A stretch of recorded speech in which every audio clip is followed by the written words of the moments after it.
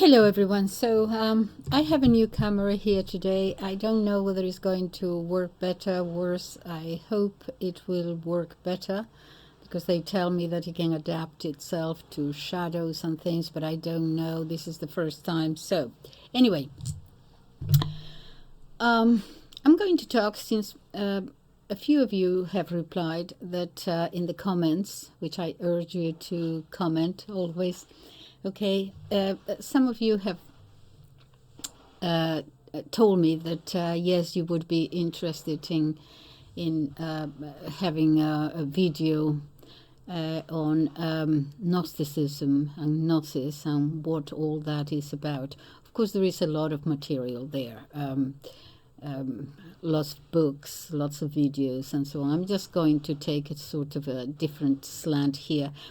I will, I think, need more than one video for sure. I'll probably need 3 because what I'm going to do is, in this video, I'm going to take you back to the very beginning, the Garden of Eden. Okay, because Gnosis goes back to the very beginning of time, and it's with us today. Okay, what do I mean by this? Okay, because it's 2 different ways of viewing the world or understanding God or man in the world. And we don't need to go to St. Augustine to understand that there are 2 ways of seeing yourself as part of creation. And basically, in short, is whether you believe in God and you see yourself as part of creation and so on, or whether in many different forms you're going to disregard all that and you're going to make man the center of the universe. In other words, it could be by not believing in God, or it could be it's just 2 different ways of where you put man, right at the center as the most important thing or not. So this is going to, these 2 ways of viewing the world and viewing ourselves in the world, 2 different views, 2 different understandings, that is as old as time. So it is now Gnosis considered a heresy by the Catholic Church, Gnosticism, because it tends not to believe in God, the Christian God, all right, but it goes much further. As I said, it goes to the beginning of time. It goes well before Christianity, and in those early days, it was different civilizations trying to understand the world. What are we doing here, and so on. Just normal questions that people would philosophize about. Okay, what happens, however, is that the Jewish people, because of the slavery in Egypt, before that in the captivity of Babylon, are going to become acquainted with, and they're going to actually start believing, they're going to be influenced by other doctrines completely different from the Torah. Okay, and they are going to be influenced by these beliefs, so that there is going to actually be a Jewish heresy. In other words, the Torah is eventually going to be very much more in the background, and we are going to see a sort of we're going to see a Jewish heresy, and from there obviously a Christian heresy too. Now, what is this Gnosis? Well, look, it's not just one school of thought, and I told you that I'm going to need at least 3 videos, because in the early years of Christianity is going to deal with matters of creation, the creator, the creation, all that, obviously with the Son of God, that's going to be, going to create many heresies.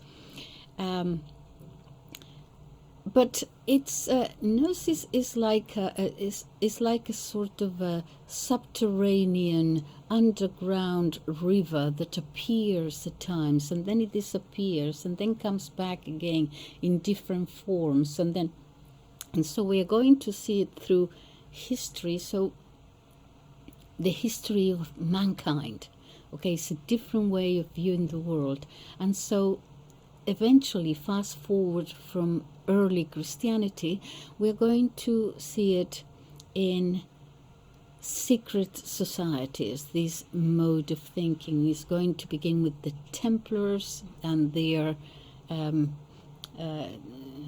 being perverted, as it were, due to different reasons. But then we're going to see it in all these other secret societies.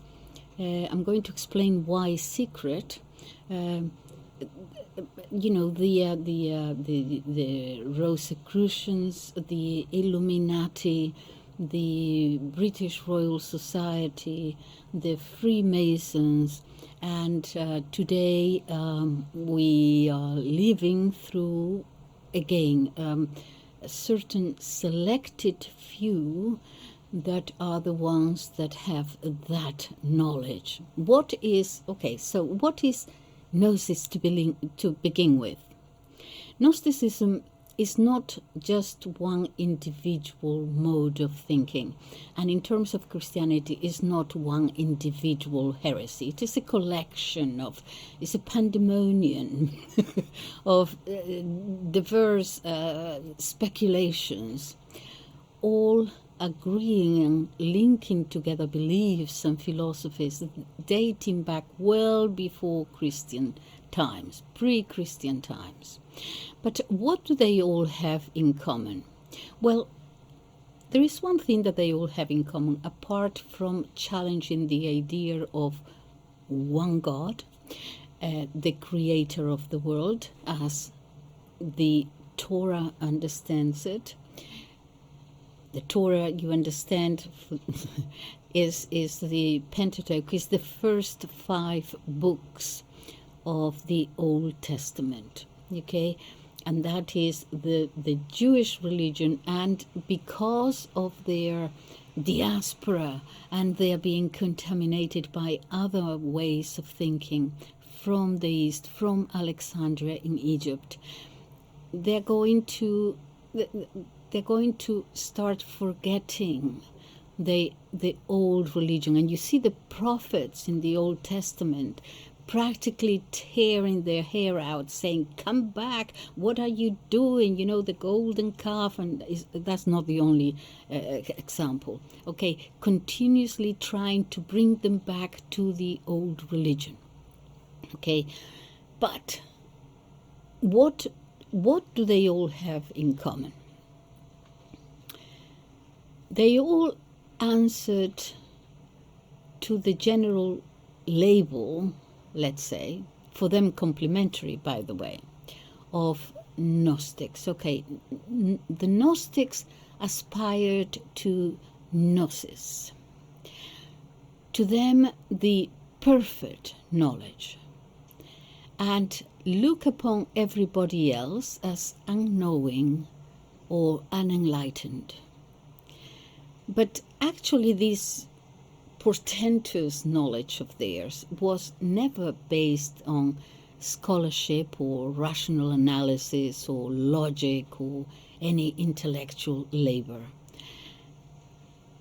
Gnostics do not dispute and do not debate. They affirm.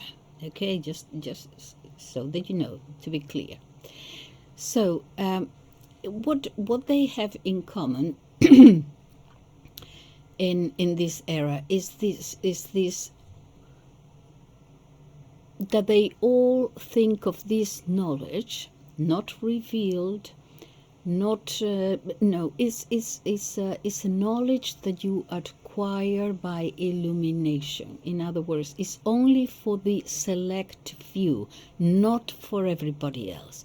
That is what they all have in common. There is a knowledge there that the initiates will get to, but eventually it is your own understanding of this supreme knowledge, but is always kept secret, hidden from the mob, from the rest of the populace, because it is only for the selected few.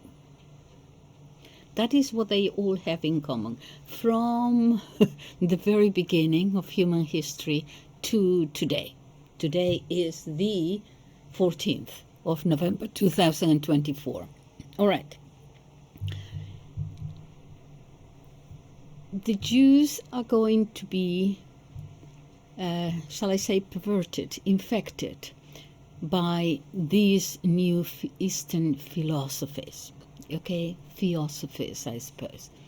Okay, but I want to start with the Christian era. Imagine what the Catholic Church had to deal with. First of all, heresies about creation, the creator, the created thing. How was creation? Okay, all emanations, the divine attributes of the abyss, and all these emanations and gradations and all kinds of things. Okay, they'll have to deal with that. They will have to deal also with the church, with then at the same time during the first centuries with the Son of God, Jesus. Okay, so was he divine? Was he human? Was a little bit both? Was it divine but not really human? I mean, he didn't really share in all our emotions. And no, the church would have to say, well, perhaps he was human. Perhaps he was fully human but not quite divine. No. Okay, so perhaps he was kind of divine, but he wasn't born divine. He was born human, and then he acquired some sort of some sort of divinity. No, okay. So, and on top of that, the pagan traditions and pagan customs and so on.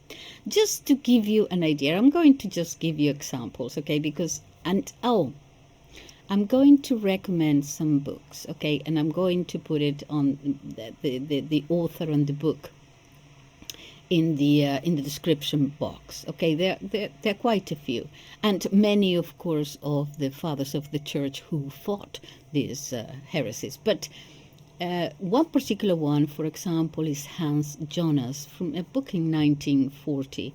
You will see it there. He was Jewish himself, German. He did his doctoral thesis on the Gnostics. He left Germany in the very early 30s, and he came to England, and then he went to Israel, and then he went to the United States, and then he went back to Germany, and so. But he wrote many books on the subject. It was his expertise. He was Jewish, and actually he holds that apart from the pre-Christian era, that it was really the Jews that started, because of this outside influence, that they had to a certain to a certain sense, forgotten, ignored the old religion, and they were having all these different things. In other words, the heresy in Judaism, and then obviously the heresy in Christianity. Just to give you an idea of what we are talking about here. Okay, so I'm going to give you the examples of the leaders of these sects. Different. There were many. I'm just going to deal, as I said, with the very early years. Okay, so if I give you the example of the leaders, I think you will understand it better. Okay, one such leader of Gnostic knowledge, okay, was one Simon of Samaria. He is usually known, he goes by Simon Magus, and he was perhaps the first leader of the Gnostics in the Christian era. we read of him in the Acts of the I'm going to tell you what he was on about, but we read of him already in the Acts of the Apostles, okay, because he tried to buy from St. Peter, the gift of conferring the pneuma, that's the spirit, by the imposition of hands. The guy tried to buy that.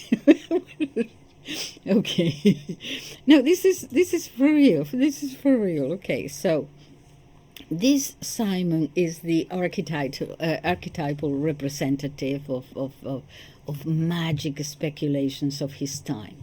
He was really a theurgist, a sorcerer, really, of sorts, because in all this we're not only dealing with creation and with Jesus Christ, we're also dealing with magic practices and astrology and all kinds of things all come together.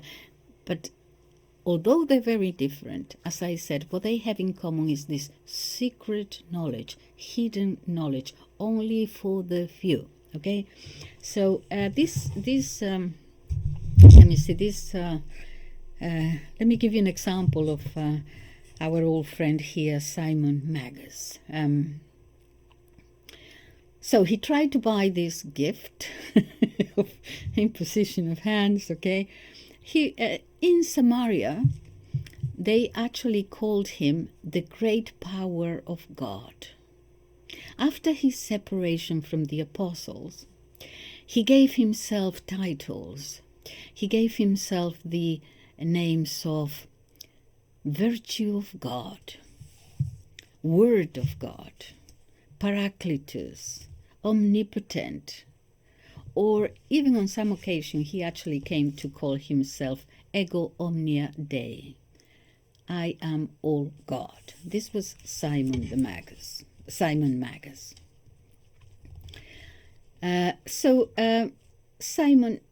really ends up concocting a mixture of Christianity and Neoplatonism. We won't go into that. But he attributes creation to the Logos, okay, divine thought, and from these he creates another myth, similar to Sophia, wisdom, and he believes that he has been exiled in the human body, subjected to transmigration. I'm going to deal with that in a later video, transmigration, and a whole range of other calamities that he comes up with, okay, until finally he will go back to that celestial sphere, which he symbolized, that celestial sphere, or rather he maintained that he had been incarnated in a beautiful slave of his called Helena. All right, that was the celestial sphere, whom he had bought in the Trodat and quickly turned into his concubine. Okay. That's one. Another one, more Gnostic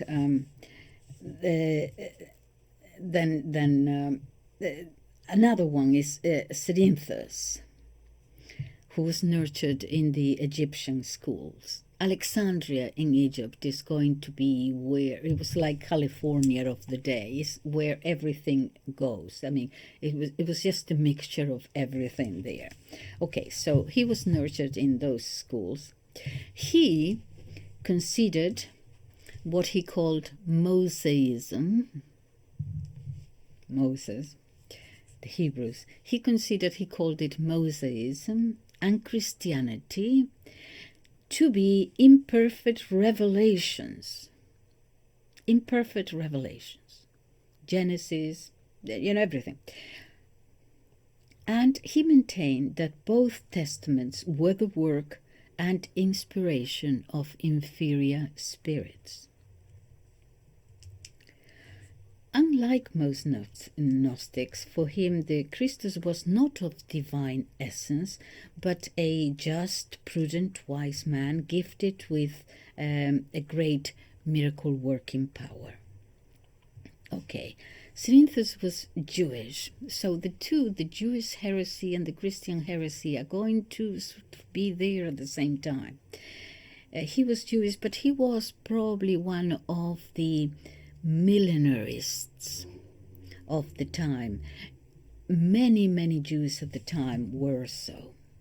Okay, and wrote an apocalypse himself to defend his view. Okay, so we are going to have mainly three schools: the Syrian school, Syrian Gnosticism. In Syrian Gnosticism, who do we have here? We have Saturninus, the first of its masters, who seems to be even a mystic. Dualism was vigorously intensified in all his doctrine. The Satan of his doctrine is different from the demiurge, which was a Neoplatonic thing of the okay, and he has 7 angels. The matter is evil.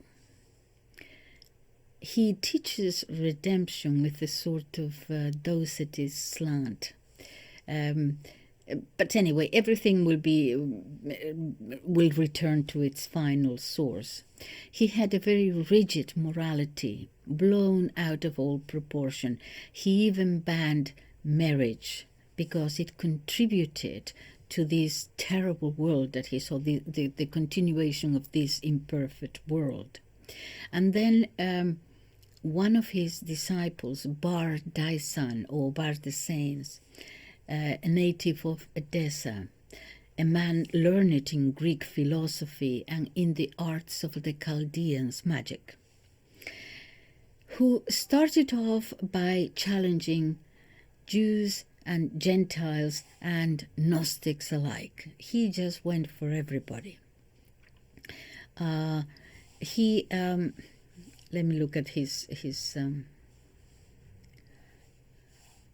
okay. He believed also that matter was the mother of Satan and the begetter of all evil.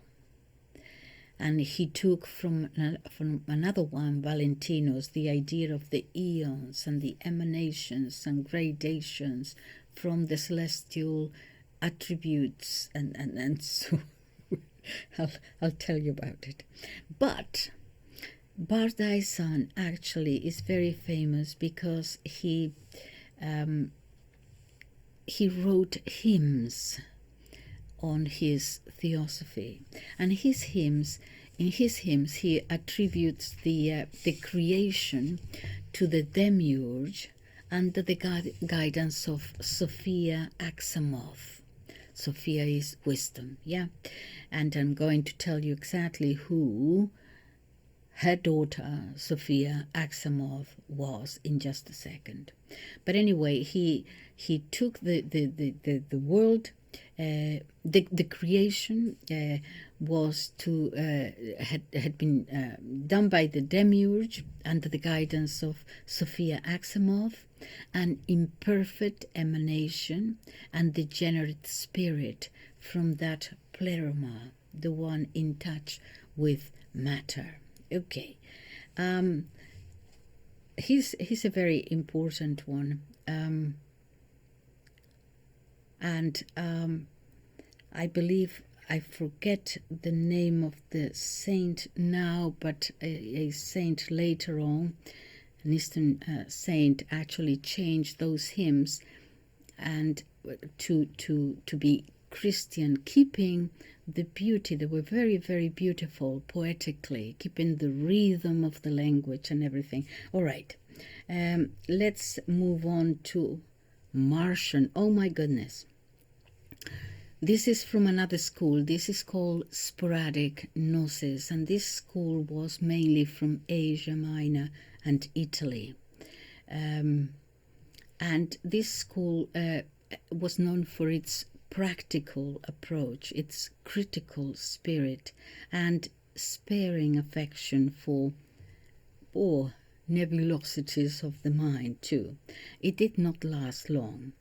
Its moral code was pure, even ascetic, and in fact was from Syria that Cerdo, its founder, came.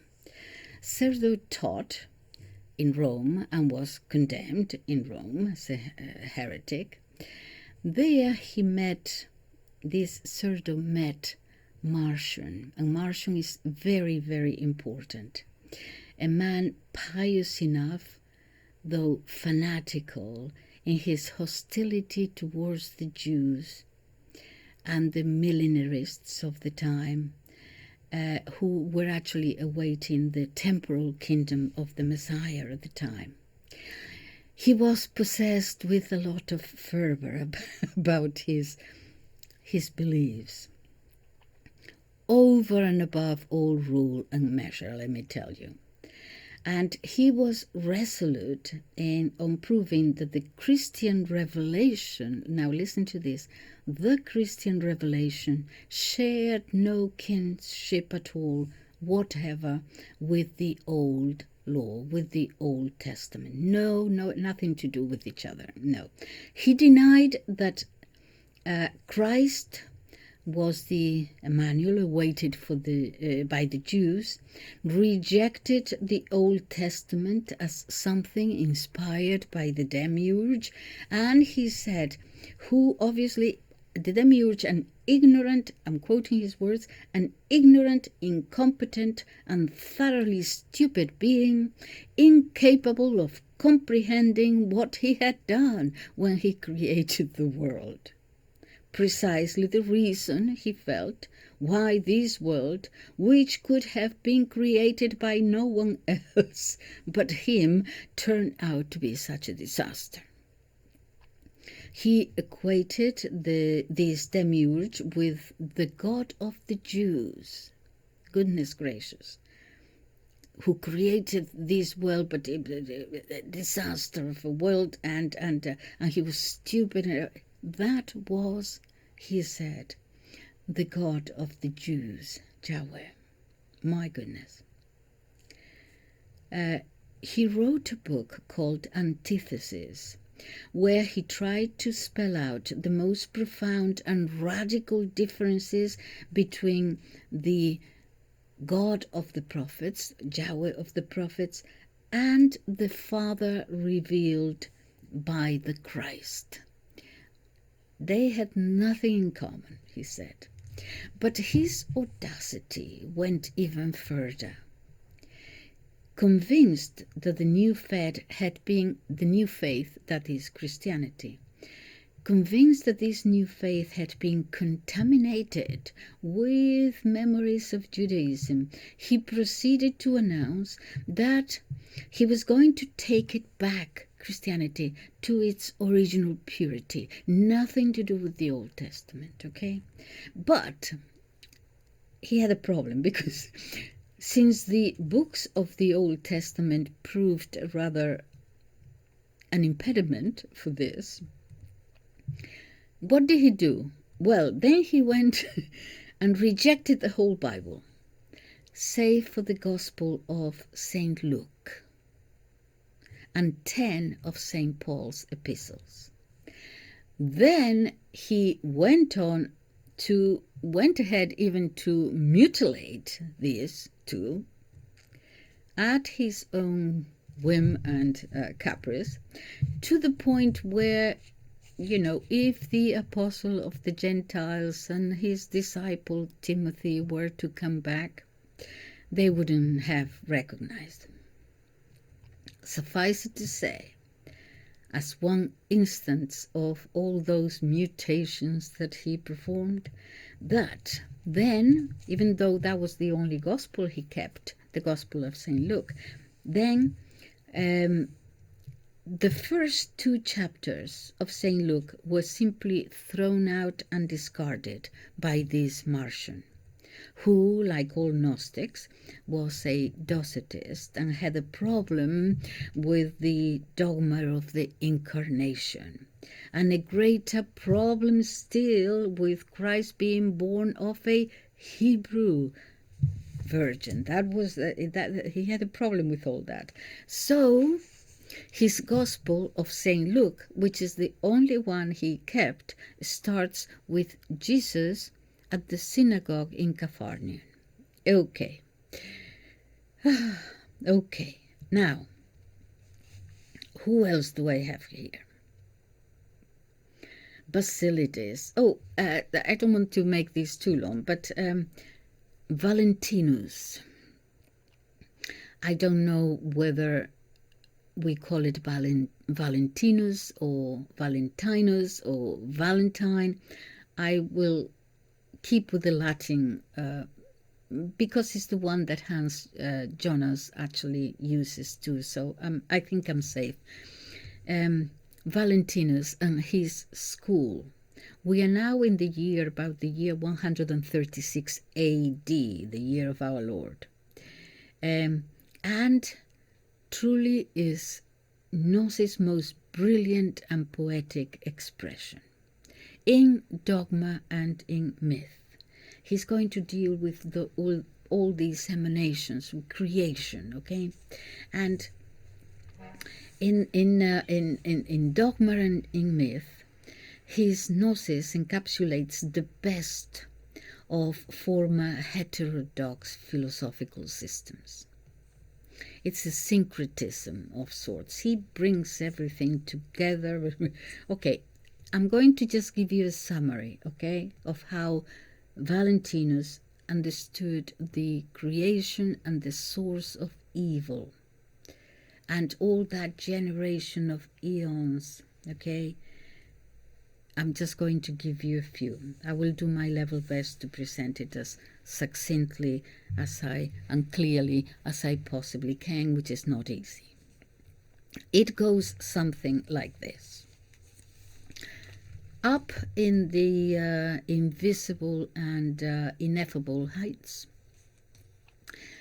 from all eternity, there inhabited a father, Abyss, accompanied by his faithful consort, a certain power or intelligence which later emanated from him and goes by two names, Enoia, happiness, and silence.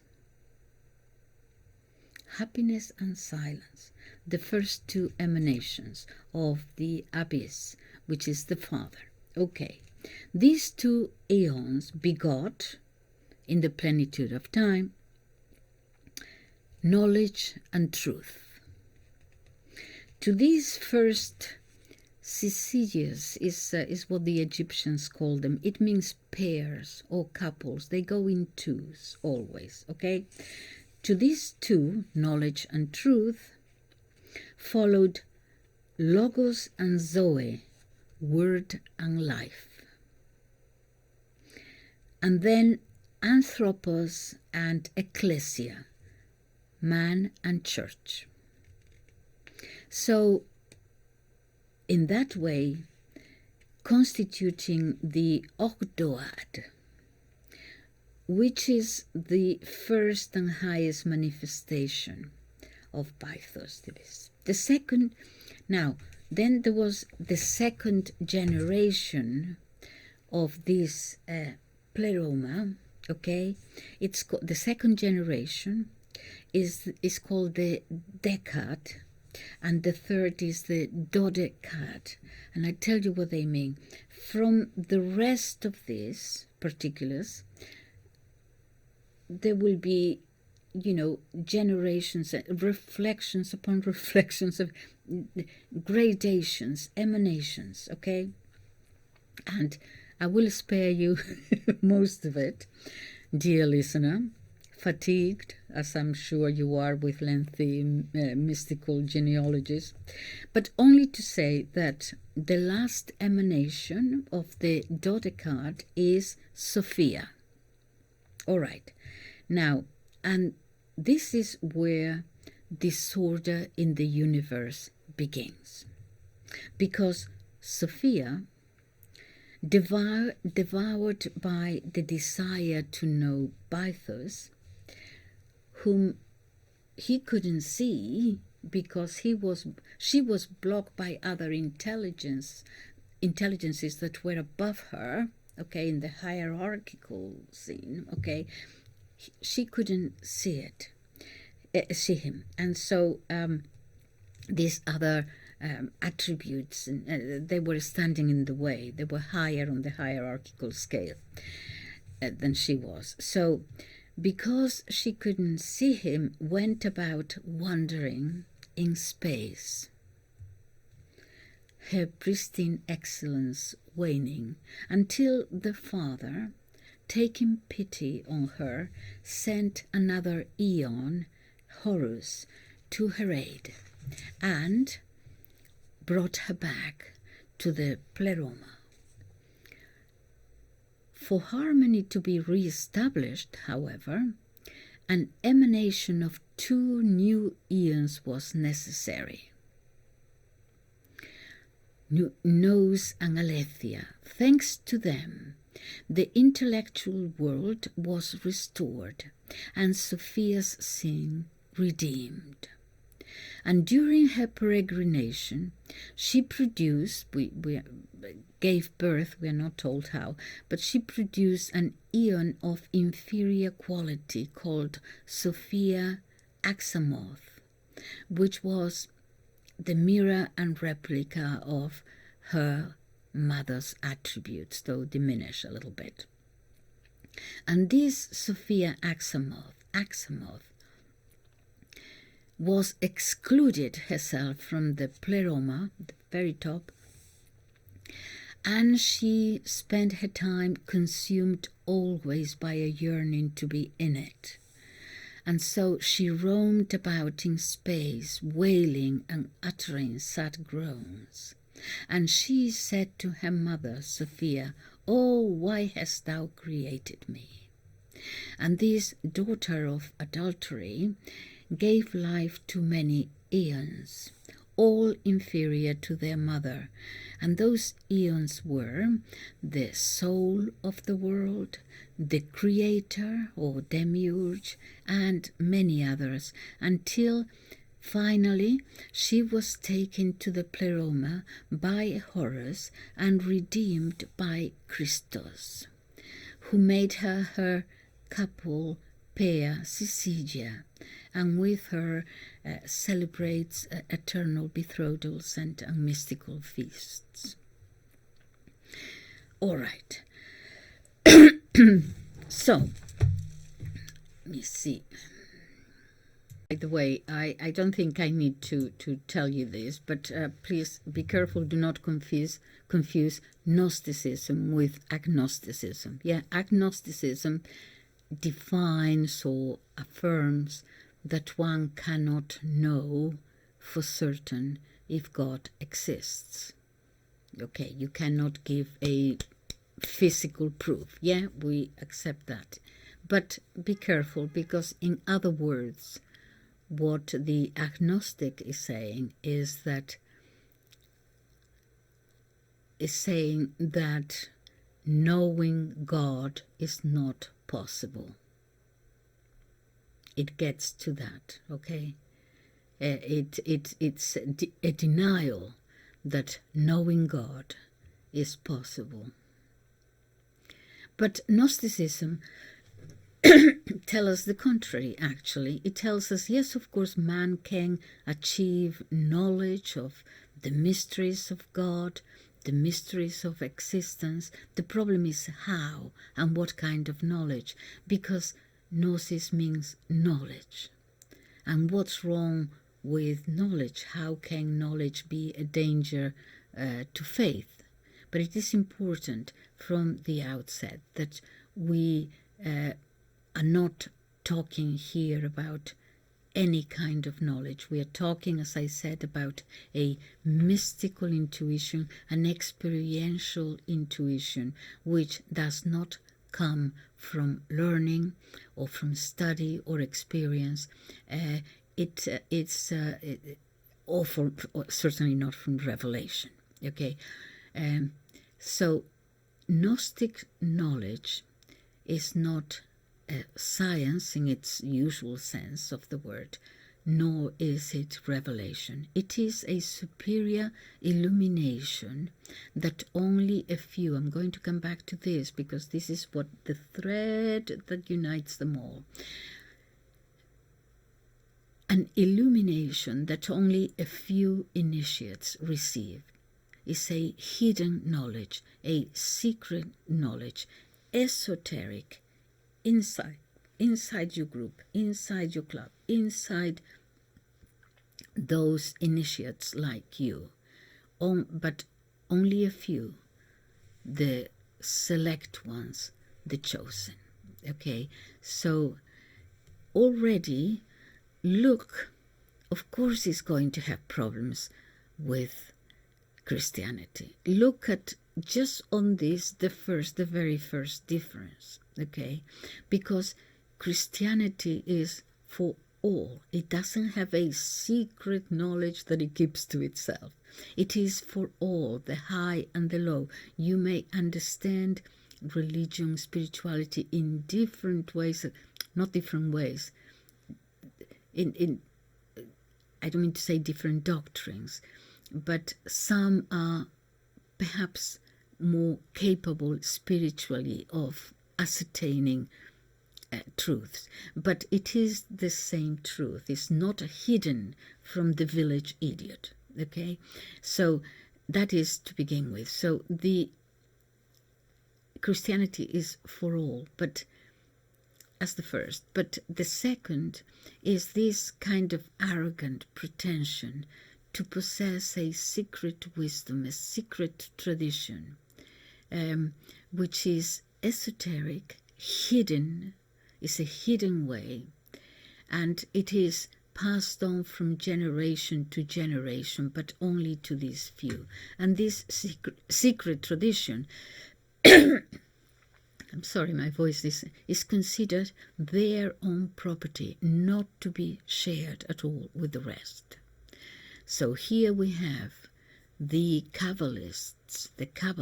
Okay, a word about that. There was a Kabbalah, at the very beginning, which was a true way, a mystical way of understanding the Torah, but that got contaminated too. Okay, so that is going now to become okay, so you have these latter-day Kabbalists, you have the Rosicrucians, the Freemasons, Theosophy, 1,000 ramifications, and now this New Age. Okay, and all these secret societies, what they have in common is a secret wisdom only for the few selected. Religion, Gnostics will agree, could have access to part of the truth, but a truth that is already obscured, distorted truth. The Christian Gnostics, well, we'll have to talk about them another one. There were Christian doctrines, and they also held that they had this one knowledge touched by the Spirit. The other ones, the other Christians, those other poor Christians, well, they do not really have that. They don't understand it. Of course, they are in a church,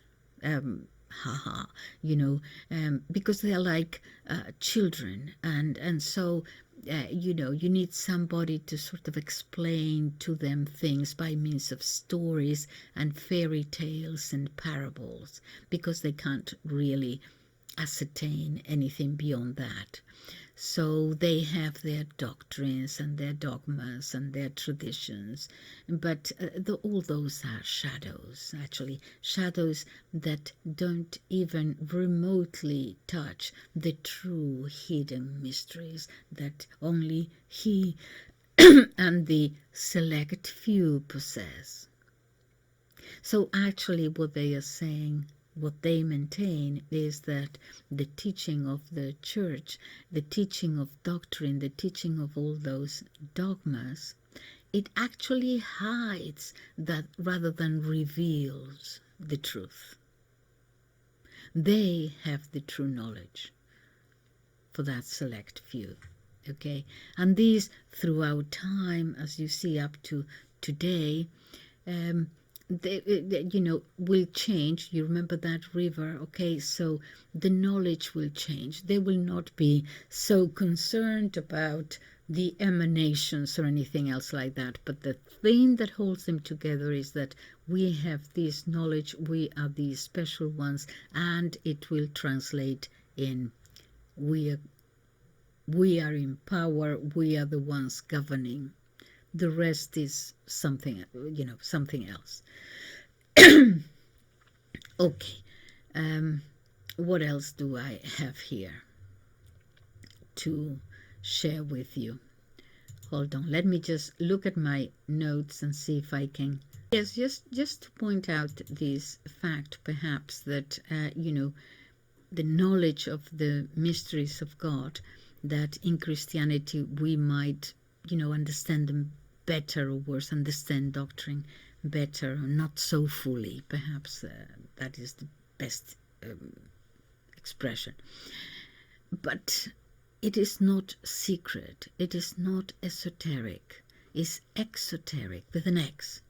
It is preached to all. Jesus said to his disciples to preach to all humanity, not just to a group of initiates, some secret doctrine.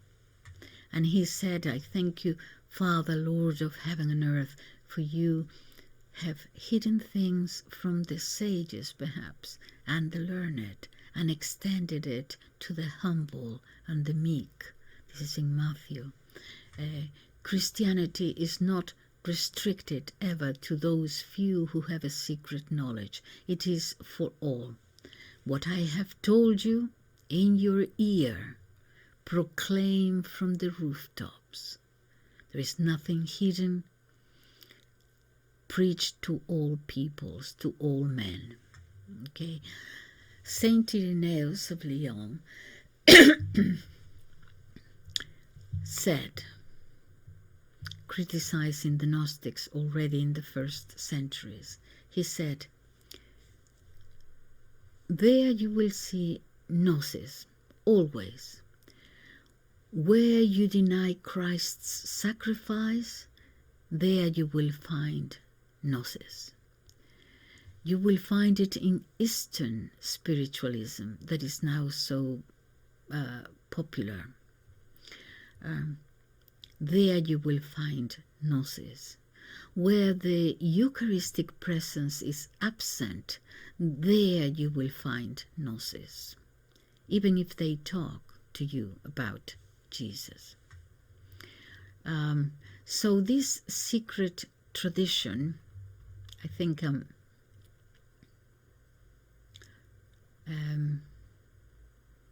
just going through my notes here.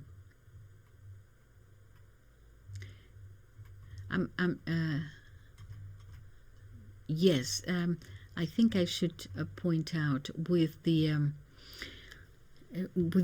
Jews having ignored or forgotten or being influenced, so terribly influenced by Gnosticism. How is it that Judaism, with its healthy metaphysics and anthropology of in the Torah, became finally perverted into a we could say a Kabbalistic Talmudism with gross errors such as pantheism or eventually even magic practices. I mentioned the Talmud, which was there at the beginning too, but is going to be given a new interpretation during the 3rd and the 5th centuries. To a large extent, in the 5th century, very anti-Christian too.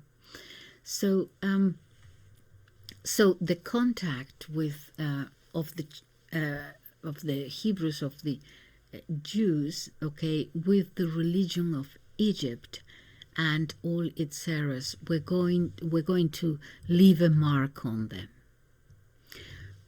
Remember already the golden calf on Sinai, an image that reminds us already of pagan cults. In Egypt, they worshipped the god Apis. Apis was a sacred bull god in ancient Egypt, worshipped for fertility and death and the underworld.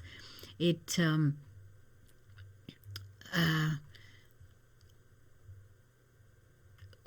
also among the Canaanites, also they had the worshipping of a god represented by as a bull, and also the ancient traditions of the Mithras. The bull also occupied a main place there. The golden calf is already telling us about a contamination that came from the east to the Jews, contaminated by the Egyptians and later by the Canaanites and later by, in Babylon. All these are going to pervert the entire true tradition, and so we see the prophets asking them to come back to the old religion, to their faith. So we have to go continuously to this powerful influence of Egyptian and Canaanite and Babylonian thought to understand how this transformation of Judaism occurred, which is going to affect Christianity, okay, as well as how it was transmitted.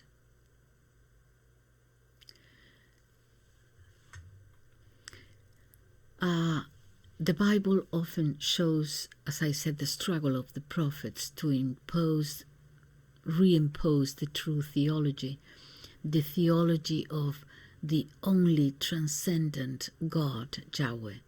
But superstitions had taken over the people, and there was idolatry, the cult of pagan gods, the cult of Mother Earth, and all the Tellurian goddesses. They're called Tellurian from Talum, is a goddess. Whenever you see the goddess, is the worshipping of nature, which they equate with God. Okay, that is the God, nature. We know that the world is a creation. Yeah, it's not God. Yeah, whenever you see goddesses, it's all about nature and fertility, but also the tree of life that they worshipped. Now, when I see, for example, the Christmas tree, I thought that it actually came from the old tradition of the Germanic tribes, the barbarians. Of course, many peoples adored nature, yes, in the past. They had one specific tree, and I thought that perhaps this, in this going back, we don't notice it, but this going back almost to paganism, that the Christmas in Catholic countries you have, since St. Francis of Assisi, I think, you have the crib, yes, signifying Bethlehem. And actually, let me tell you, in Catholic countries, when I was a kid, in any case, we had we didn't just have the crib for Christmas, we had the whole Bethlehem village with little things, the shepherds and the sheep and everything, and of course the three wise men who on Christmas Day were still very far away. But every day we had great fun moving them forward until they arrived there to see the baby Jesus, and it is Epiphany. It is the 6th of January, and Catholic countries still have that. That is when you give presents to children on Epiphany, the 6th of January, not Christmas Day. Okay, that was changed with, I don't know how, but I think it is the change happened in Protestant countries. Yeah. But the thing, because they did away with a lot of festivities, yeah, but this particular one of Epiphany, which is so important, because the three wise men from the they are there representing us, the Gentiles. It's not a minor thing that that day, that celebration. Anyway, so I thought that the Christmas tree came from the Germanic tradition of worshipping a tree, but no, in Egypt, there was this worshipping of the tree of life. That is where it comes from. Okay, so it actually contaminated the people. We see the prophets in an arduous combat struggle to eradicate these idolatrous customs. Elijah tearing down altars to Baal, to the god Baal. Captivity in Egypt and around 1300 before Christ. Captivity in Babylon in the 6th century BC. Together with the Canaanites, as I say, people obscured that understanding of that tradition, obscured it with all its superstitions. Okay, so I'm going to leave it there because otherwise it's going to be too long. So I just wanted to point out mainly what all the Gnosticisms that we are going to see throughout the history of mankind have in common. A very select knowledge only for the few, and that knowledge is going to adapt to the times. All right, so in the next one I'm going to deal with perhaps a